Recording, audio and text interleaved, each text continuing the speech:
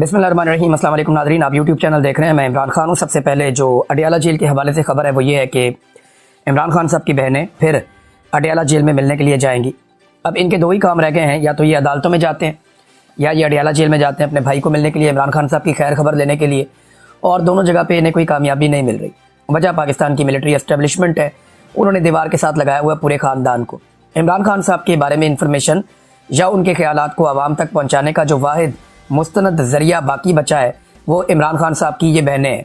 अब इमरान खान साहब की बहनों को भी मिलने नहीं दिया जा रहा। आखिरी मुलाकात 2 तारीख को हुई थी, उसके बाद से लेकर अब तक मुलाकात नहीं होने दी गई। इमरान खान साहब को लगातार बड़े लंबे अरसे से कैद तन्हाई में रखा हुआ है, जिसको इमरान खान साहब खुद एक टॉर्चर से तशबीह दे रहे हैं कि ये जिस्मानी टॉर्चर से ज़्यादा ख़तरनाक है।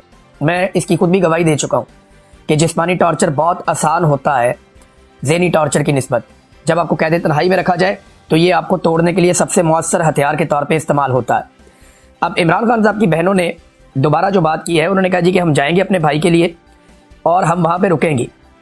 इमरान खान साहब की बहनों ने कहा, और उन्होंने कहा जी कि हम पहले 12 बजे उठकर आ जाते थे, लेकिन अब हम धरना ख़त्म नहीं करेंगे, 12 बजे के बाद भी वहाँ पर बैठेंगे। उनसे बड़े सवालात किए गए कि आपके ऊपर वाटर कैनन का इस्तेमाल किया गया, आपको परेशान किया गया। तो मुख्तलिफ सवालात का जवाब देते हुए अलीमा खानम ने कहा कि इमरान खान 2 चीज़ें कभी नहीं छोड़ते। एक, इमरान खान अपने अल्लाह को नहीं छोड़ते, अल्लाह रब्बुल इज़्ज़त पे उनका भरोसा रहता है। और नंबर 2, वो वर्जिश नहीं छोड़ते, यानी वो अपनी जिस्मानी फिटनेस के लिए कोई ना कोई एक्सरसाइज करते रहते हैं। ये इमरान खान साहब को अगर सेल के अंदर बंद भी कर देते हैं तो वो अपने सेल के अंदर भी वर्जिश कर लेते हैं, वो अपनी वर्जिश की रूटीन नहीं छोड़ते। और ये जवाब ख़ास तौर पर उन्होंने दिया उस वक्त जब एक सोशल मीडिया पर वायरल तस्वीर, जिसके बारे में मैंने पहले आपसे बात की थी कि बज़ाहिर ये आर्टिफिशियल इंटेलिजेंस की एक तस्वीर लग रही है, तो अलीमा खानम ने उस तस्वीर को देखकर ये कहा कि उन्हें लगता है कि ये इमरान खान की असली तस्वीर है। और ये तस्वीर असली इसलिए उन्हें लगी कि उन्होंने इमरान खान को इस हालत में देखा, यानी उन्हें लगता है कि ये इमरान खान साहब की रियल पिक्चर है और इसी तरह के इमरान खान साहब दिखते होंगे या इसी तरह के इमरान खान साहब हैं। ये अलीमा खानम साहबा ने कहा। अब देखें ये तस्वीर असली है या नकली है, पिछली वीडियो तक तो मुझे नहीं पता था, हमने कुछ तहकीकात की, कुछ दोस्तों ने इसमें मदद की, तो उनका ये बताना है कि तस्वीर असली शायद नहीं है और इसमें आर्टिफिशियल इंटेलिजेंस का इस्तेमाल किया गया है, लेकिन बड़ा खूब इस्तेमाल किया गया है। और करीब तक पहुंचे हैं वो लोग जिन्होंने ये तस्वीर बनाई है, यानी ये कैमरे से नहीं खींची गई, ये कंप्यूटर के जरिए से बनाई गई तस्वीर है। मुबैना तौर पे मैं इसलिए कहूँगा कि मेरे पास कोई कंक्रीट एविडेंस खुद नहीं है। इमरान खान साहब की बहनें कह रही हैं अगर कि ये इमरान खान की रियल पिक्चर हो सकती है, लेकिन उन्होंने इमरान खान साहब की ये हालत कैद तन्हाई में डाले जाने से पहले देखी थी। ये बात उन्होंने कन्फर्म की कि अगर ये इमरान खान है तो ये उनकी तस्वीर कैद तन्हाई में डाले जाने से पहले की है, यानी फिर इसका मतलब है ये तस्वीर अक्टूबर की, उन्हें लगता है कि अक्टूबर की हो सकती है या सितंबर की हो सकती है। और इमरान खान साहब के पसीने दिखाई भी दे रहे हैं इस तस्वीर के अंदर, और वर्जिश का उन्हें शौक तो है। अगर इमरान खान इस तस्वीर की तरह दिखते हैं या इस तस्वीर की तरह वो हैं जो अलीमा खानम ने कहा, अब ये तस्वीर असली है या नकली है ये बहस आप छोड़ दीजिए। अगर इमरान खान की बहन कह रही है कि उन्हें ये तस्वीर असली लगती है तो इसका मतलब ये है कि इमरान खान साहब कैद तन्हाई में डाले जाने से पहले, यानी चंद माह पहले तक इसी तरह के दिखते थे या इस तरह का उनका फिटनेस लेवल था। तो फिर जिन्होंने इस्तिस्ना लिया उन्होंने ठीक किया। अगर वाकई इमरान खान साहब इस तस्वीर की तरह दिखते हैं तो इस्तिस्ना लेने वालों ने बहुत अक्लमंदी का फैसला कर लिया, और मेरे ख्याल में जो बाकी लोग बचे हैं उन्हें भी फिर इस्तिस्ना ले लेना चाहिए। उनका बनता है इस्तिस्ना लेना जिन्होंने लिया, और जिन्होंने नहीं लिया उनका भी बनता है कि वो ले लें अगर इमरान खान साहब इस तस्वीर के आसपास भी दिखते हैं तो। क्योंकि मैं जिस इमरान खान को लास्ट टाइम मिला था वो जख्मी थे, उन्हें गोली लगी हुई थी और उनके मल्टीपल इश्यूज थे, उनका वजन भी बढ़ा हुआ था। लेकिन अगर जेल के अंदर उन्होंने हार्ड एक्सरसाइजेज की हैं और अपने आप को मेंटेन किया है तो इमरान खान साहब फिर बेहतर पोजीशन में हो सकते हैं। और बहुत सारे लोग जो इमरान खान को मिलकर आते हैं वो ये कहते हैं कि इमरान खान साहब पहले से ज़्यादा फिट दिखाई देते हैं। शेर अफजल मरवत पे अलीमा खानम ने रिस्पॉन्ड किया। उन्होंने कहा जी शेर अफजल मरवत पर जो लोग बात करते हैं मुझे उन पर तरस आता है, जो शेर अफजल मरवत को सुनते हैं। और शेर अफजल मरवत जैसे और भी हैं जिनको एजेंसी वाले छोड़ते हैं। फिर उन्होंने कहा जी मेरी बहनों को जानबूझकर निशाना बनाया गया, बाकायदा एम किया गया, टारगेट करके उन्हें निशाना बनाया गया और उनके ऊपर वाटर कैनन के प्रेशर का इस्तेमाल किया गया। वो उठती थी, प्रेशर से उन्हें फिर गिरा दिया जाता था, वो उठती थी, उन्हें प्रेशर से फिर गिरा दिया जाता था। तो फिर एजाज खान जो है वो जाके वाटर कैनन के आगे खड़ा हो गया और उसकी वजह से वाटर कैनन का प्रेशर जो है वो मैनेज हो गया, यानी उसने प्रेशर अपने ऊपर ले लिया और फिर इमरान खान की बहनें जो हैं वो वहाँ से निकलने में कामयाब हुई। इसके बाद एक और खबर है मेरे पास, और वो ये है कि इमरान खान साहब के तशद्दुद के हवाले से आलमी सतह पे बहुत कवरेज हो रही है, और ये मेरे पास इसकी कवरेज के बहुत सारे पेजेस मौजूद हैं। अक़वाम मुत्तहिदा ने जब आवाज़ उठाई इमरान खान साहब पे तशद्दुद के हवाले से, तो लगातार आलमी मीडिया इसको रिपोर्ट कर रहा है। यहाँ पे चंद मिसालें मैं आपके सामने रखता हूँ। गल्फ टुडे, ये अरब ममालिक का एक बड़ा तगड़ा जरीदा, इसने लिखा है। वर्ल्ड न्यूज़ ने लिखा है इसके बारे में। फिर इसके अलावा ये दीगर कुछ और प्लेटफॉर्म्स हैं जो लगातार लिख रहे हैं इस बारे में कि इमरान खान साहब को कैद तन्हाई में रखे। द इकनॉमिक टाइम्स ने भी लिखा है इसके बारे में कि इमरान खान साहब को जो कैद तन्हाई में रखा गया है ये एक तशद्दुद है, और लगातार इमरान खान साहब के ऊपर ये तशद्दुद किया जा रहा है। अक़वाम मुत्तहिदा ने इस बात की डिमांड की है कि इमरान खान साहब पे इस किस्म का जो तशद्दुद है ये बंद किया जाए। खबर यह है कि United Nation expert calls for an end to Imran Khan solitary confinement in human detention conditions. ये जनाब अब मुतालबात हैं, दुनिया भर के अखबारात में छप रहे हैं। इमरान खान होगा तो खबर आलमी सतह पे जाएगी और आलमी सतह पे एहतजाज भी होगा। पिछले वीलॉग में आपको मैंने चंद मिसालें दी थी, इस वीलॉग में भी आपको मैं बता देता हूँ। अभी नॉर्वे की पार्लियामेंट के सामने पाकिस्तानियों ने बड़ा तगड़ा एहतजाज किया, वो वहाँ इकट्ठे हो गए, और अब आहिस्ता आहिस्ता आप देखेंगे यूरोप में एहतजाज होगा, अमेरिका में एहतजाज होगा। ओवरसीज पाकिस्तानियों में एहतजाज की एक नई वेव शुरू होने वाली है, और ये आने वाले चंद महीनों में बहुत तेज हो जाएगी, क्योंकि ओवरसीज पाकिस्तानियों को बहुत हरासा किया गया है। फिर ओवरसीज पाकिस्तानियों को जाती लड़ाइयों में उलझाया गया, ओवरसीज पाकिस्तानियों की जो फैमिलीज हैं उनको तंग किया गया। लेकिन अब ओवरसीज पाकिस्तानियों ने दोबारा से इकट्ठे होने का फैसला किया है।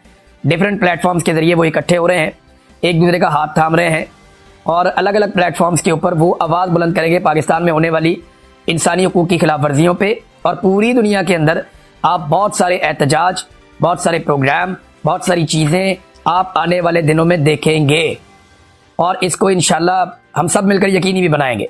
तो ओवरसीज पाकिस्तानियों ने एक नई तवानाई के साथ इमरान खान के लिए या पाकिस्तान के लिए या इंसानी हकूक़ की खिलाफ वर्जियों के खिलाफ भरपूर आवाज़ उठानी है। नॉर्वे के अंदर आपने एक मुजाहरा देखा, मैं यहाँ पे जापान में आया हुआ था, तो 2 प्रोग्राम हुए, दोनों में बड़ी तगड़ी तादाद ओवरसीज पाकिस्तानियों की आई। इंसानी हकूक़ की खिलाफ वर्जियाँ, मीडिया पे पाबंदियाँ, ये हमारा टॉपिक था। इमरान खान साहब के ऊपर जो ज्यादतियाँ हो रही हैं वो हमारा टॉपिक था। जो खवातीन और बच्चों के साथ जुल्म हो रहा है, चादर और चार दीवारी का तकद्दुस पामाल हो रहा है, मैंडेट का एहतराम पाकिस्तान में नहीं किया जा रहा, और मिलिट्री एस्टेब्लिशमेंट ने जो पाकिस्तान के पूरे निज़ाम पर कब्जा कर लिया है, ये सारी चीज़ों पे, इन सारी चीज़ों के ऊपर डिस्कशन हो रही है। और लोगों के जज्बात सुनकर मैं हैरान हूँ कि ये एस्टेब्लिशमेंट सर्वाइव कैसे करेगी। इमरान खान को इतना दीवार के साथ लगाया गया कि इमरान खान साहब ने एस्टेब्लिशमेंट का गिरेबान पकड़ा हुआ है, और एस्टेब्लिशमेंट अपने सारे टाउटों को साथ मिला के पूरी कोशिश करके आलमी सपोर्ट लेकर भी इमरान खान के हाथ से अपना गिरेबान नहीं छुड़वा पा रही। और पाकिस्तानी अवाम ने भी एस्टेब्लिशमेंट को दबोचा हुआ है।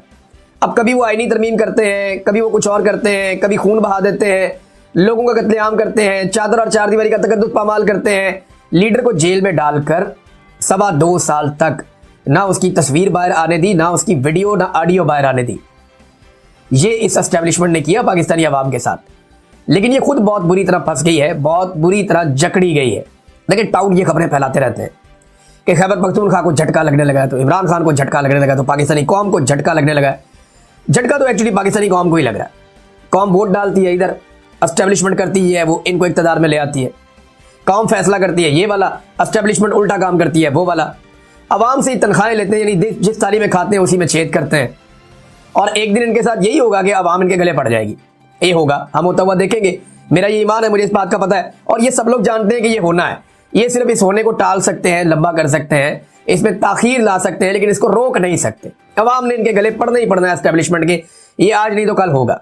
अवाम ने जो पहली वार्निंग जारी की है और एस्टेब्लिशमेंट के माथे के ऊपर अवाम ने लिख दिया है पक्की स्याही के साथ शिकस्त, तो ये अवाम की जानिब से पहली वार्निंग थी। एक आधी और वार्निंग देके अवाम इनके गले पड़ जाएगी, ये अब दिखाई दे रहा है। और दूसरी जानिब इनके मुंह को खून लग गया है, यानी रियासती इदारों के मुंह को खून लग चुका है। मीना खान अफरीदी ने जो बात की, वो टाउट ने कहा जी झटका लगेगा खैबर पख्तूनख्वा को, उल्टा खैबर पख्तूनख्वा से ही एस्टेब्लिशमेंट को झटके लग रहे हैं। जब से उन्होंने झटके की बात की है, तो मेरी इत्तला के मुताबिक जिन रहनुमाओं से सुहेल अफरीदी ने बात की, उन रहनुमाओं पे शदीद दबाव है एस्टेब्लिशमेंट का कि आपने सुहेल अफरीदी की जानिब से या खैबर पख्तूनख्वा की हुकूमत की जानिब से जो स्पीकर सूबाई असम्बली जरगे के लिए कॉल करेंगे, आपने उसमें नहीं जाना।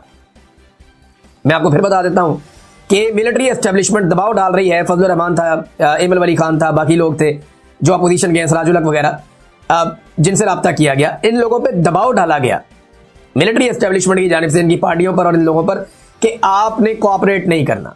अगर नुमाइंदगी करनी है तो गोलमोल किस्म की करनी है, आपने इस जरगे को कामयाब नहीं होने देना। ये कोशिश की जाएगी क्योंकि ये जगह एस्टेब्लिशमेंट के लिए बड़ी मुसीबत बन जाएगा। ये एस्टेब्लिशमेंट के लिए एक बहुत बड़ा झटका है। अब मुझे नहीं लगता कि सोहेल अफरीदी बिला वजह जा रहा है बार बार अडियाला जेल, ये गिनती पूरी कर रहा है। लेकिन 4 चक्कर सोहेल अफरीदी के अडियाला जेल के लग गए, 5वां चक्कर परसों लगेगा मंगल वाले दिन, और फिर जुमेरात को 6ठा चक्कर लगेगा। और ये प्रेशर एस्टेब्लिशमेंट के ऊपर बढ़ता जाएगा कि देखें मैं 1 दफा आया अदालती ऑर्डर लेकर, 2 दफा आया, 3 दफा आया, 4 दफा आया, 5 दफा आया, मैं 10 मरतबा आया अदालती ऑर्डर लेकर, आपने मुझे नहीं मिलाया।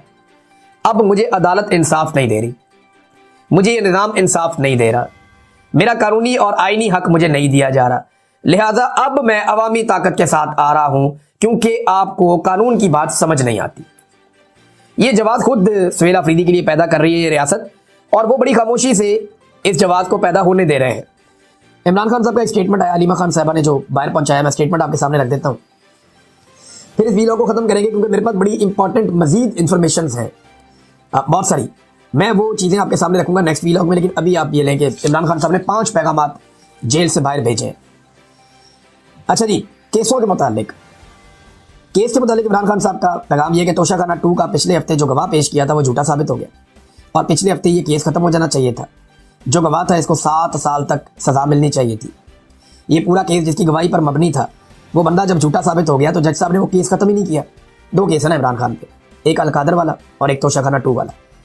अब जो तोशाखाना 2 की दुर्गत बन गई है अडियाला जेल में, उसके बाद तो सजा नहीं हो सकती इमरान खान को, लेकिन जज अगर सजा दे देगा तो उसकी मर्जी है। इमरान खान को पहले कौन सी सजाएं ठीक हुई है, हाई कोर्ट में जाके सारी की सारी उड़ गई, चाहे वो केस हो साइफर वाला चाहे कोई और हो, सारे उड़ गए। लिहाजा इमरान खान साहब को अगर सजा हुई तो नाइंसाफी होगी, पहले भी होती रही है फिर हो जाएगी।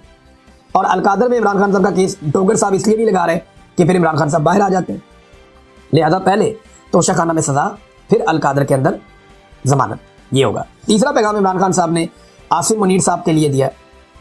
जो इस वक्त हालात है आसिम मुनीर साहब, आपने अपनी कुर्सी मजबूत करनी है, आपने लंबा अरसा आपने बैठना है, लेकिन इसके नतीजे में आप देखें आपने क्या क्या कुछ कर दिया है।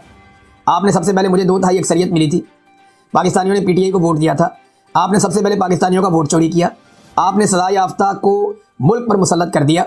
मुशर्रफ के वक्त में मीडिया आज़ाद था, इस वक्त सबसे ज़्यादा चैनल्स आए, लोग मुशर्रफ के साथ लिए खड़े थे क्योंकि वो इन 2 पार्टियों के सरबराहों का एहतसाब कर रहा था। इस मैंडेट पर मुशर्रफ साहब आए थे, इसी के ऊपर उनको सपोर्ट मिली थी। उस वक्त आपने इन्हीं सजा याफ्ता को मुल्क पर मुसल्लत कर दिया है। फिर आप 26वीं तरमीम लेकर आए, इस दौरान आपने लोगों पर जो जुल्म किया। दूसरा, आपने इखलाकियात आप मजीद आहिस्ता आहिस्ता ख़त्म करते चले गए इखलाकियात भी।